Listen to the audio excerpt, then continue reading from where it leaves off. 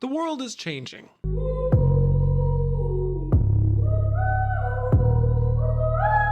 For example, I used to hate olives, but also the world is staying the same. For example, I still hate olives. If you've heard of the movie Obsession, you'll know that it's been pretty prominent in film news recently.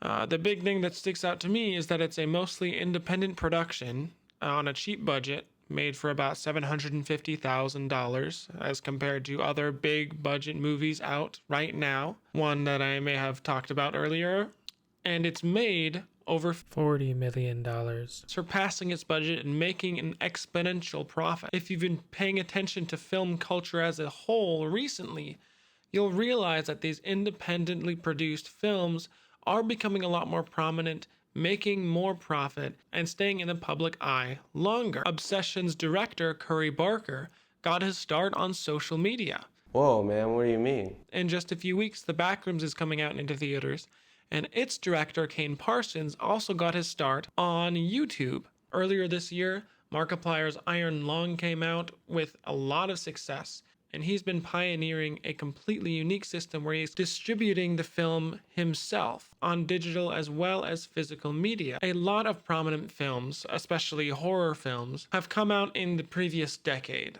pioneered by social media influencers. If you've seen one of these movies in theaters or on streaming or just physical media, good for you, because you are helping pioneer a big change in Hollywood. What I'm thinking is the third biggest change in the filmmaking industry.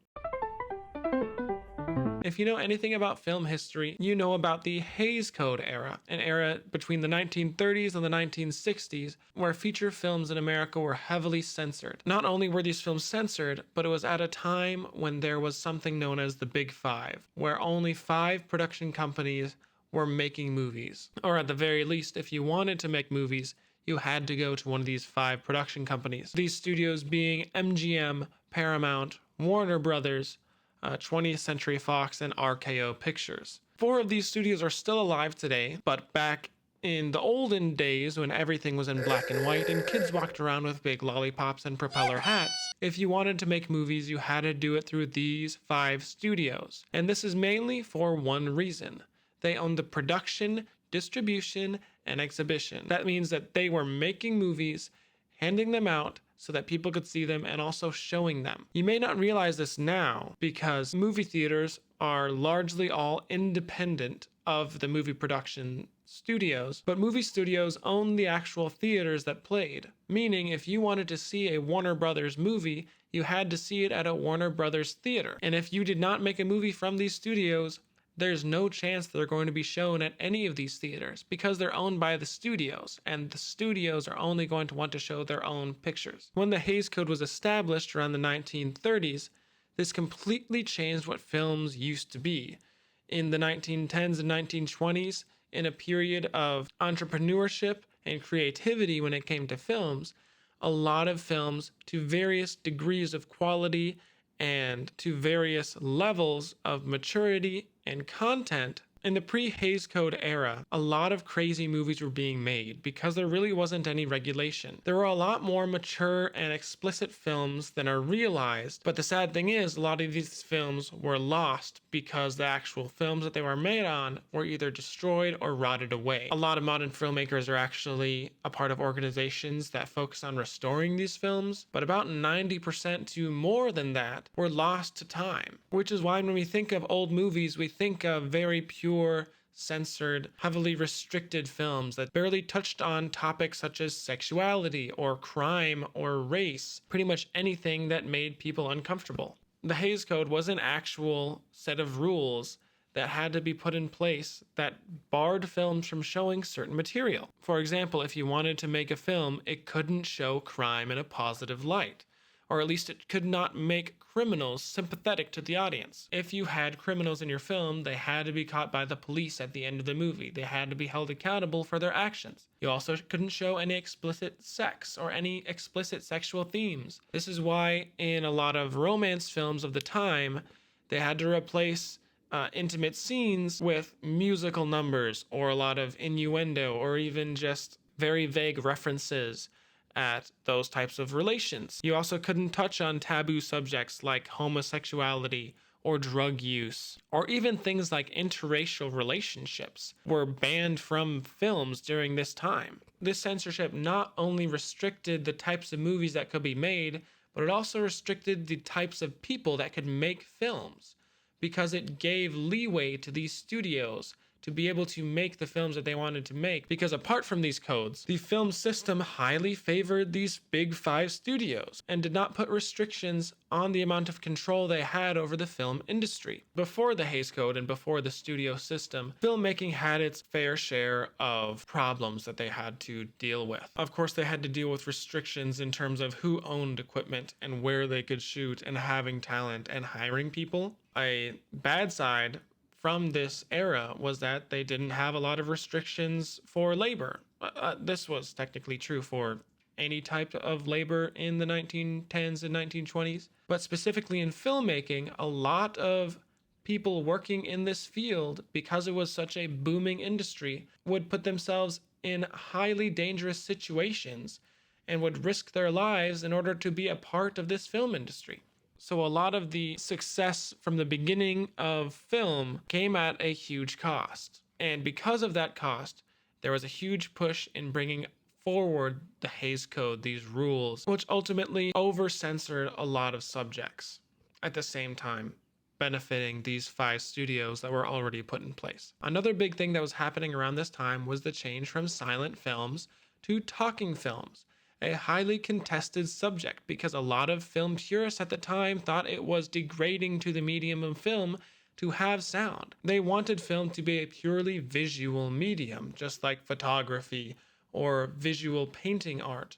However, the introduction of sound incredibly boosted box office earnings. The Jazz Singer is a very famous film for pioneering the idea of synchronized sound in film. You ain't heard Without nothing it, yet. sound would not have gained the popularity that it did because The Jazz Singer was a huge success. The production company that made The Jazz Singer, Warner Brothers, instantly became the studio to make movies with. And all the other big production companies had to compete in order to get at that same level.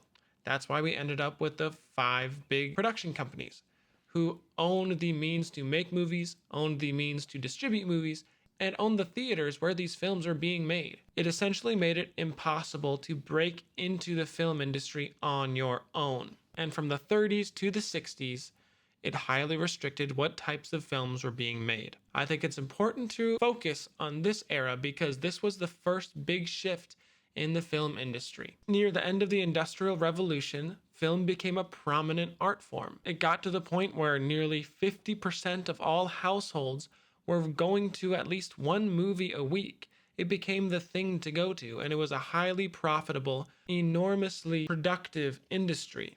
It was the thing to be a part of, and not only that, but it was creating an entirely new kind of celebrity. A type of celebrity that was not only known in a certain area, but was known worldwide. Movie stars was something that did not exist before, and it changed the entire world. So remember, in the 20s and 30s, a lot of big changes happened. You had the changing from silent pictures to what were called talkies, which were just movies that had sound in them. You had the change from unregulated film to the Hays Code, and you had the introduction to the film system, which completely controlled film production. And that lasted from the 30s to the 60s. When we get to the 60s, we have the second big change in the film industry, where the Hays Code is completely disregarded in favor of the rating system. Another thing of the Hays Code is it either passed or it didn't. There was no such thing as a G rating, a PG rating, PG-13, R, or X rating, what would soon be NC-17. It was only passed or not passed. Your film was either open to distribute, lawful to show, or it wasn't.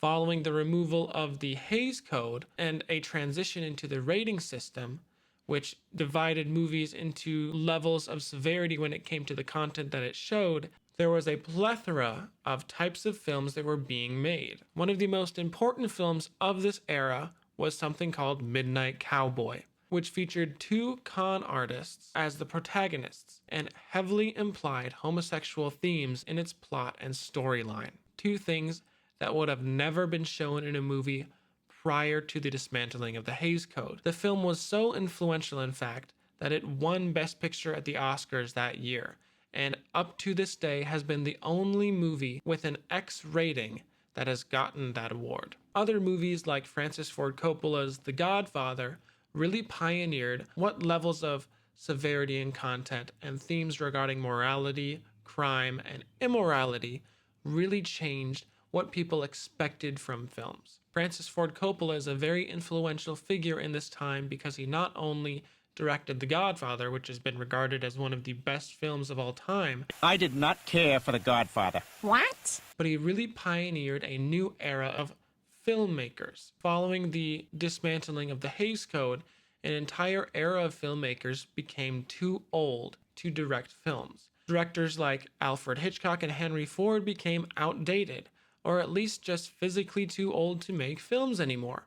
And with the studio system at the same time becoming dismantled, you had the ability for filmmakers to self-produce projects, for studios to make projects with unknown filmmakers, and an expansion of the types of content able to be shown to completely revitalize the film industry. At this time, you have completely new production companies coming into play. Companies like Lucasfilm and American Zoetrope really pioneered independent filmmaking that, while still reliant on a lot of these big production companies for distribution, were able to make the films they wanted to make without being overly influenced and censored by these big production companies. This is what allowed films like Rosemary's Baby to be made, a film that would definitely not have been made during the Hays Code era given its themes of Satanism and feminism. These films could be made because the Hays Code was dismantled. One of the reasons the Hays Code was dismantled was because films started to receive competition from an entirely new medium, television. We interrupt this public affairs program to bring you a football game. During the Hays Code, film was really the primary source of visual entertainment for the general American audience. No other place could you see an edited, sound synchronized piece of art. But with the growth of television in the 50s and 60s, you now had an entire medium where you didn't even need to leave your home in order to receive entertainment. And of course, TVs were very expensive at the time. When you think about the entertainment you can get in the comfort of your own home versus having to buy a ticket every time you see a film, you see why a lot of Americans went the easier route. Is it starting to sound familiar to you? So not only did production companies lose the limitations that the Hays Code imposed, but they also had to pioneer new films with incredibly unknown themes into the American film culture in order to compete with the convenience of television. Another aspect with the studio system that was completely lost in this new era of filmmaking is the idea of contract actors. If you look back at some of the big movies of the 40s and 50s, you realize you see a lot of the same actors. You see Jimmy Stewart, Audrey Hepburn, Henry Fonda, and John Wayne become prominent stars, not because they were good, although they were, but because they had contracts with the studios that they worked for, and because the studios liked them, they put them in all their biggest pictures. Do you want to hear my dog?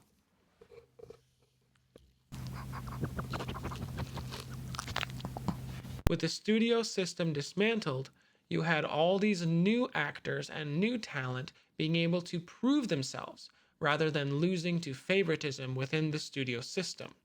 So you had an entirely new generation of talent completely taking over the scene, giving all-out performances, not because they had lucked out with favoritism, but because they truly had to prove themselves worthy as actors. This is where you have actors like Al Pacino, Robert De Niro, and Dustin Hoffman.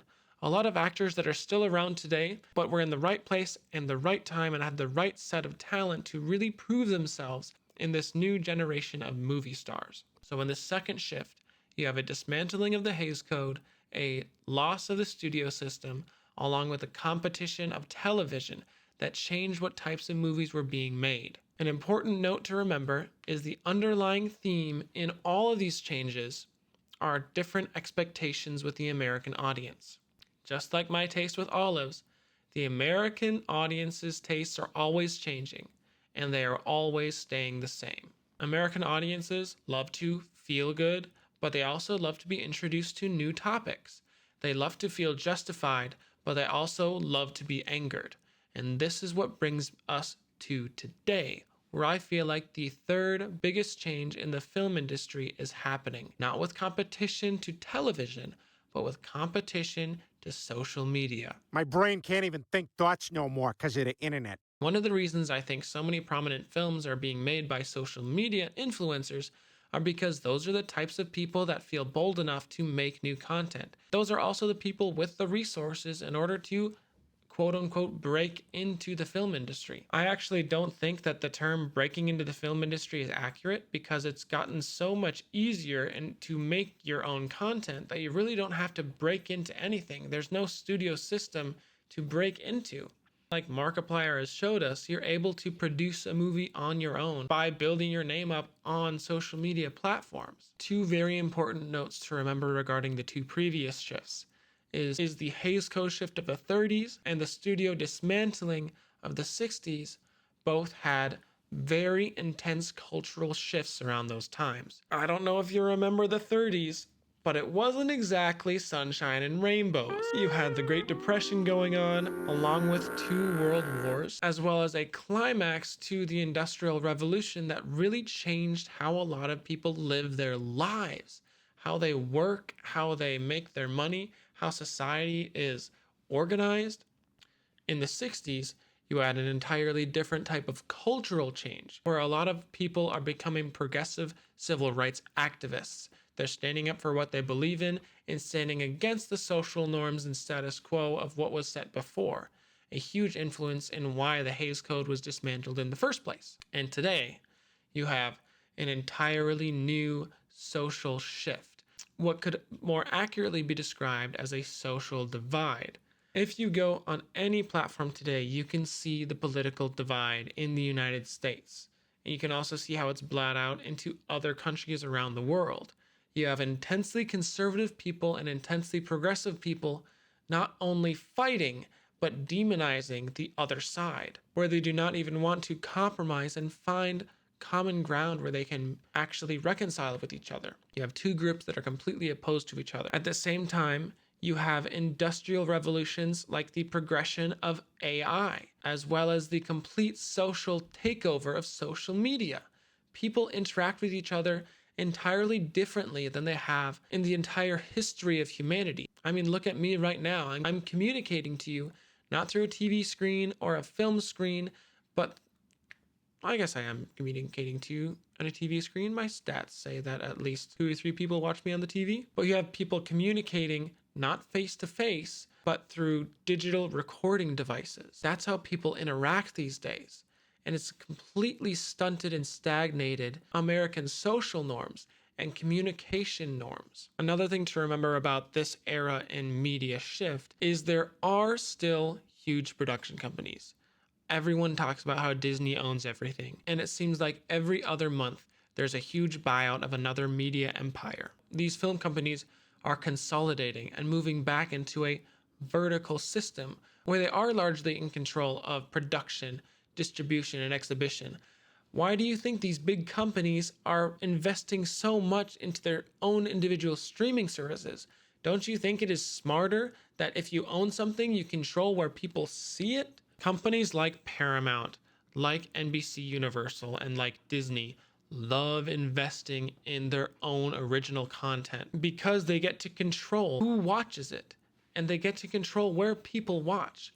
It's a lot more sustainable and reliable knowing that people will purchase a month of Disney Plus so that they can maybe see Zootopia 2 rather than gamble that film in theaters so that people might watch it. But it's also incredibly reduced quality because, like everything else capitalism does, it has reduced everything to the most efficient, cheapest possible solution. Because when it comes down to it, capitalist companies have one goal: to make the most profit at the cheapest point possible, which contradicts their method of production. The Mandalorian and Grogu is the newest Star Wars movie in theaters right now, and it cost $166 million to make, and it is estimated to be the lowest earning Star Wars movie of the Disney era. They are going to lose a lot of money on this, but it doesn't matter because they're just going to write it off. These companies make more money with bombs than they do with successful movies. And here comes my point when it comes to this new era, which I am calling the independent era. Filmmakers like Curry Barker, like Markiplier, like Kane Parsons are willing to make these cheap movies so that they can make a profit and continue making movies. They're the people who are wanting to make films. These production companies aren't wanting to make films. They are product factories. That's why they don't care how they look and they don't care how they sound, as long as they maximize their profits and increase their bottom line, they're set. Bob Iger doesn't care that you think Star Wars looks gray now, because he knows he's going to get a big fat check whether it makes a lot of money at the box office or not. He doesn't care because it's going to Disney Plus anyway, and that's where they're making their money. A lot of people have talked about the Netflix effect of films these days, how they all look gray and washed out, and how they repeat dialogue all the times because people are looking at their phones while a show or a movie is playing on their TV. They know their audience, and they're playing towards it, not because they want to make a good movie, but because they're trying to make an easily digestible product. You could treat these films the same way you treat a fast food place. You're not going to McDonald's to get a gourmet burger. You're going there to pay $8 for a Big Mac. You're not going to a fast food place to get something new. You're going to go there because you know what you're going to get. People aren't watching Netflix shows because they're going to experience something new. They're going to watch it because they're sure of what it's going to be. And when people are paying a lot of money to watch something, it's a lot easier for them to get what they expect than to gamble on something they don't like, which is another reason why these big production companies are divesting in movie theater exhibitions of their films. Because at the end of the day, it's a gamble, and if people are even going to want to risk their money on it. People are complaining that movie theater tickets are getting too expensive, and they're not going to waste their money on a movie they might not even like. One of the reasons that the movies that make the most money in theaters these days are kids' movies. Because when it comes down to it, people aren't seeing it because it's good. They're seeing it because they know their kids like Zootopia 1, so they're going to be able to go there and have them sit down for 2 hours for Zootopia 2. That's also why all these movies are sequels and prequels and remakes. No one's going to risk anything anymore when it's such a slim margin for error. But it's also why a lot of these big prominent films are being made by independent filmmakers. They're the people willing to go out there with a small budget and make something that they're passionate about, rather than try to risk $200 million on a movie that's guaranteed to make $300 million. This is another reason why I don't feel doomed when it comes to the film industry these days.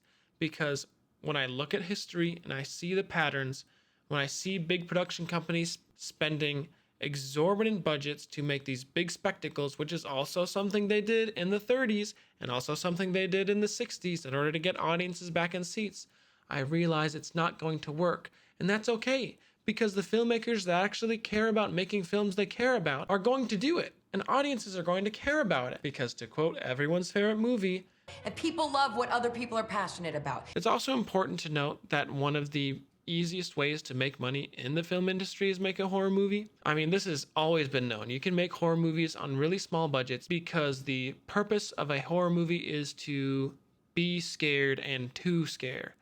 You can do that with small budgets because you don't need intricate sets. A lot of the time, these horror movies are made on small restricted sets with a smaller cast because they don't need a huge ensemble cast in order to scare the audience. An audience is also more willing to go see a movie, regardless of whether it's good or bad, if they know they're going to be scared, because it's a fun group activity to go watch a horror movie together and be scared. They know they're going to experience and feel something, which is why they aren't willing to gamble on something like a drama or a comedy. So when it comes down to where the film industry is going, and people saying that AI is going to take over because it's way easier to make films now, I really think the future of film is in independent filmmakers. People who don't have to rely on a studio to make or distribute their film.